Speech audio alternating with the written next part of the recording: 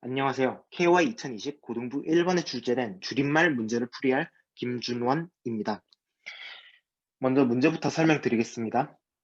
문제에서 SE 거듭제곱이라는 걸 정의를 합니다. SE 제곱은 문자열 S를 두 번 연달아서 쓴 문자열을 뜻하고요. SE 세제곱은 문자열 S를 세 번 연달아서 쓴 문자열을 뜻합니다. 즉, SE n제곱은요, 이 문자열 S를 n번 연달아서 쓴 문자열을 뜻합니다. 그리고 이런 것도 정의를 하는데요. 두 문자열 A와 B에 대해서 A가 B 줄임말이라 라는 것을 B에서 몇 글자를 지워서 A를 만들 수 있다. 단 순서를 유지하는 조건으로 B의 문자들의 순서들을 유지하는 조건으로 몇 글자를 지워서 A를 만들 수 있다. 라면 A가 B 줄임말이다 라고 말을 합니다. 즉 A와 B가 이렇게 주어져 있을 때 B의 이 많은 문자들에서 KOI 세 글자만 순서대로 남기고 나머지를 모두 지우면 A 문자열과 같은 KOI를 만들 수 있기 때문에 이 경우에 A는 B의 줄임말이다 라고 부릅니다. 이때 문제는 두 문자열 S와 T가 입력으로 주어졌을 때 T가 S의 n제곱, 즉 S를 n번 반복해서 쓴 문자열의 줄임말이 되는 가장 작은 자연수 n을 구하는 게 문제입니다. 즉 S를 n번 반복해서 써서 이 안에 T가 들어있게 하는 가장 작은 n을 구하는 게 줄임말 문제입니다. 예시를 들어서 설명을 드리겠습니다. S가 문자열 KOI, T가 문자열 OKI라고 입력으로 주어졌다고 해봅시다. 이때 S는 KOI에서 몇 글자를 지워서 T는 OKI라는 문자열을 만들 수가 없기 때문에 T는 S의 줄임말은 아니지만 S의 제곱, 즉 KOI, KOI에서는 몇 글자를 지워서 T를 만들 수가 있어요. 첫 번째 글자, 세 번째 글자, 다섯 번째 글자를 지우면 OKI만 남게 되기 때문에 T를 만들 수가 있어요. 그렇기 때문에 T는 S제곱의 줄임말입니다. 즉 T가 S의 줄임말은 아니지만 S제곱의 줄임말이기는 하기 때문에, 그리고 S3제곱의 줄임말, S4제곱의 줄임말 또한 모두 되겠죠.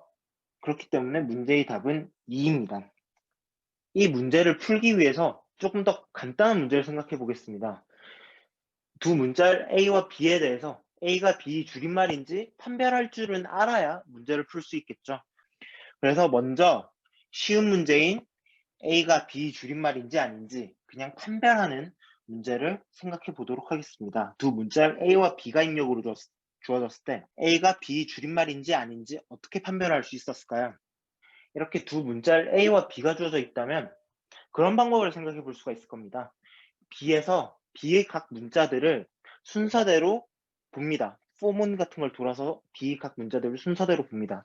그래서 P, A, Y를 순서대로 보면서 이 P, A, Y에 해당하는 세 개의 문자들이 A의 긴 문자열에서 순서대로 나타나는지를 차례대로 체크해 줄 수가 있을 겁니다. 즉, P를 봤을 때 A에서 P가 가장 먼저 나타나는 위치를 찾고요. 그 다음 A를 보고 P의 다음으로 나타나는 가장 첫 번째로 나타나는 A의 위치를 찾습니다. 그 다음의 Y를 보고 이전에 나타났던 A 다음으로 나타나는 첫 번째 Y의 위치를 찾습니다. 이렇게 A에서 B의 각 문자들을 순서대로 모두 찾을 수가 있었다. 그러면 B는 A의 줄임말이라고 할 수 있겠죠. 즉 B가 A의 줄임말인지 아닌지를 판별하는 것은 B의 각 문자들을 순서대로 포문을 돌면서 A에서 각 문자들을 순서대로 찾는 것, 즉 한 번의 포문으로 구할 수가 있겠죠. 따라서 B가 A의 줄임말인지 아닌지를 order of A의 길이 더하기 B의 길이만에 판별을 할 수가 있는 겁니다.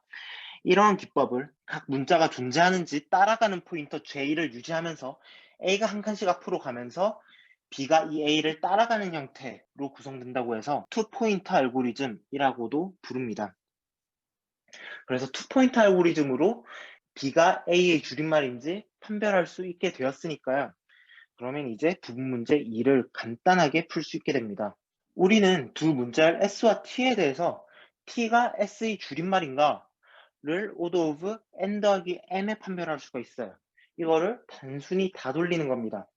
T가 S의 줄임말인지 order of n 더하기 m으로 판별하고 t가 s제곱의 줄임말인지 판별하고 s세제곱의 줄임말인지 판별하고 이런 작업을 줄임말이 될 때까지 계속 해주면 총 시간 복잡도는 order of n 제곱 m이 돼서 부분 문제 2를 풀 수 있게 됩니다. 이때 우리는 s를 최대 n번 반복을 해서 s를 n번 반복해도 t가 s의 n승의 줄임말이 되지 않는다 라고 하면요, 그러면 t는 영원히 s의 k승의 줄임말이 될 수가 없다. 즉 k가 아무리 커져도 t가 s의 k승의 줄임말이 될 수가 없다 라고 판별해 주시면 됩니다. 그럼 마이너스 1을 출력을 하면 되겠죠. 부분 문제 3을 해결하려면 이 알고리즘에서 조금의 개선을 해주면 됩니다. s의 앞뒤를 이어붙인다 와 같은 생각을 해줄게요. 즉 i가 끝까지 돌기 전에 j가 s의 끝까지 가면 t는 s의 줄임말이 아니다 라고 판정을 하는 대신 j를 다시 문자열 s의 맨 앞으로 보내는 겁니다. t가 s의 줄임말인가를 판별하고 있던 도중에 t가 s제곱의 줄임말인가 라는 문제로 자연스럽게 넘어갈 수 있게 되겠죠. 이 예시에서 t의 첫 번째 문자 p에서 t의 첫 번째 문자 p에 대해서 s의 이 p라는 첫 번째로 나타나는 p 위치가 대응이 됐죠. 하지만 a는 첫 번째로 나타나는 p 이후에 나타나지 않습니다. 첫 번째로 나타나는 p 이후에 a라는 문자가 없으면 다시 처음으로 돌아가서 처음에서부터 문자 a를 찾아 나가기 시작합니다. 그래서 s에서 두 번째 문자인 a를 찾았죠. 이때 이 문자 a를 찾는 동안 한 바퀴 돌았다라는 걸 기록을 해둡니다. 돈 바퀴 수를 최종적으로 기록해서 정답으로 기록해야 되니까요. 그 다음 y에 대해서는 a 바로 다음에 있는 y와 매칭이 되게 되죠. t를 한 바퀴 돌기 위해서 s를 한 바퀴 그리고 조금 더 돌았죠. 그렇기 때문에 t는 s제곱의 줄임말이다 라고 말할 수 있는 겁니다. 그렇기 때문에 이 경우의 문제의 정답은 2가 되고요. 즉 줄임말인지 판별하기 알고리즘이 SE 끝까지 가더라도 다시 SE 첫 글자부터 다시 시작하는 방법으로 알고리즘이 최종적으로 끝날 때까지 몇 바퀴를 돌았는가 세주는 방법으로 문제를 풀 수가 있게 됩니다. 이번에도 마찬가지로 n바퀴를 돌아도 t를 한 바퀴 못 돌았다 라고 하면 도중에 중단을 시키고 마이너스 1을 출력시켜 주시면 되고요. 따라서 이 경우엔 order of nm으로 문제를 풀 수 있게 됩니다. 그리고 부분 문제 4를 풀려면 S에서 T에 해당하는 다음 문자를 찾기 위해서 한 칸 한 칸씩 이동하는 시간을 줄여야 됩니다. S에 있는 포인터를 옮기는 걸 뭉텅이로 옮기겠다는 겁니다. 문자 S의 K번째 문자 다음부터 문자 C가 나타나는 첫 번째 인덱스를 next KC라고 부르겠습니다. 이때 K는 인덱스고요. C는 문자입니다. 그리고 만약 SK부터 시작해서 SE 끝까지 가도 문자 C가 나타나지 않았다라고 하면 SE 처음부터 K-1번째 인덱스까지를 차례대로 돌면서 다시 찾고요. 그래도 없다. 그러면 마이너스 1을 next KC 함수값으로 하도록 하겠습니다. 그러면 이 next에 들어올 수 있는 인자의 조합은 총 n 곱하기 26가지 종류가 되겠죠. 즉 총 n 곱하기 26가지 들어올 수 있는 입력의 가지수에 대해서 함수값을 전부 다 전처리한 다음에 문제를 풀도록 하겠습니다. 그러면 이렇게 문제를 해결할 수가 있게 되는데요. S에서 P가 첫 번째로 나타나는 인덱스까지 J를 이동시켜 줬어야 됐죠. 그렇게 한 칸씩 이동시키는 대신 우리는 첫 번째 인덱스부터 P가 나타나는 첫 번째 위치를 나타내는 next 1P라는 함수값에 대응되는 인덱스로 바로 이동을 시켜주는 걸로 합니다. 그리고요, P는 세 번째 인덱스에 있었으니까요. 그 다음 문자 A가 나타나는 첫 번째 인덱스, 즉 세 번째 인덱스 다음부터 나타나는 첫 번째 문자 A의 위치 또한 미리 계산해 뒀으니까 바로 next 3A로 달려가서 찾아줄 수가 있게 됩니다. 그 다음 Y에 해당되는 문자도 A가 7번째 문자였으니까요. 7번째 문자 다음부터 Y가 나타나는 첫 번째 인덱스, 즉 next 7Y로 순간 이동해 주시면 되겠습니다. next KC를 아까와 똑같이 정의하고 이 배열을 모두 다 전처리해서 가지고 있다면 문제를 order of n에 풀 수 있습니다. 다음 인덱스로 넘어가는 걸 order of 1에 할 수 있기 때문이죠. 그리고 next의 각 함수값을 계산하기 위해서 일일이 함수값을 계산하는 과정에서는 일일이 포인터를 이동시키면서 next KC를 구해줬다고 하면 order of m 제곱의 시간 복잡도로 넥스트를 모두 채울 수 있게 됩니다. 그러면 오더 오브 m 제곱 더하기 n의 시간 복잡도로 부분문제 4를 풀 수가 있게 됩니다. 하지만 이 오더 오브 m 제곱이라는 시간이 부분문제 5를 푸는데 병목으로 되게 되는데요. 즉 문제를 전부 다 풀기 위해서는 이 넥스트 KC를 빠르게 계산하도록 계산하는 과정까지 해주셔야 됩니다. 이제 이런 생각을 해서 넥스트 배열을 한꺼번에 채워볼 거예요.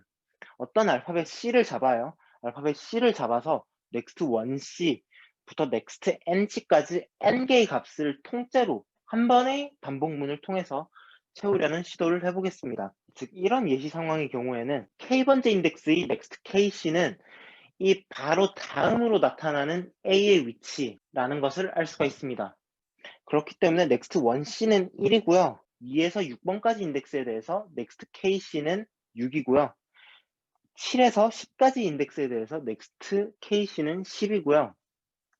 11에서 15까지 인덱스에 대해서 next KC는 15고요.